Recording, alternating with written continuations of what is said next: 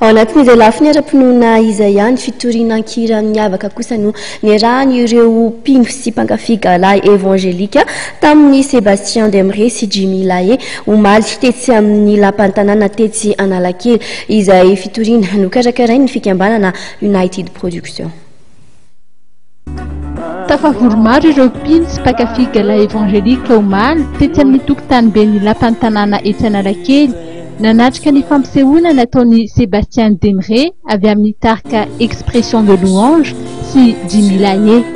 Etika izay nokarakarainy ny fikambanana United Production.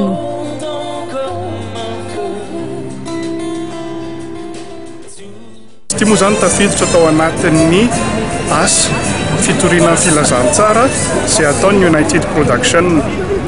Maninona moa hoe ohatr'izao ny zavatra karakarana matoa ohatr'izao ilay zavatra karakarana misy lafiny misy karazan'olona misy kategoria zany tsy voakitika firy hatramin'izay tao anatin'ny asan'ny tompo.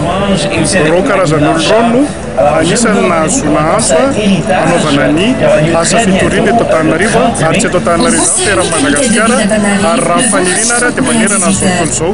Tsy mitarejetra ny asan'ny tompo ary izay no mahatonga anay tsy miandriany izany fa hoe maninona mivoangana dia tonga dia efa misy sahady.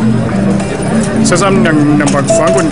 Izy ity moa zany no anisan'ny santatra voalohany natao teto amin'ny lapan'ny tanàna ary isorana be da be ny lapan'ny tanàna nanaiky nampandroso anaovana an'izao asa fitoriana izao eto amin'ny esplanade ny Hôtel de Ville.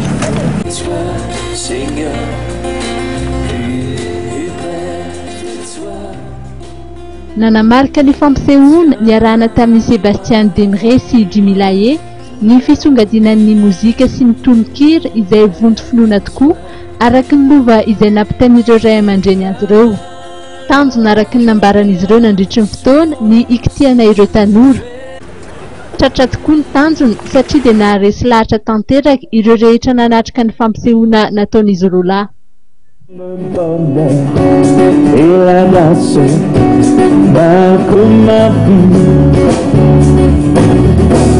Où j'habiterai dans la maison de l'Éternel.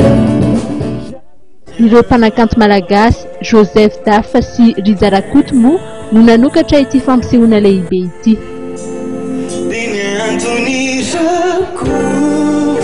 Si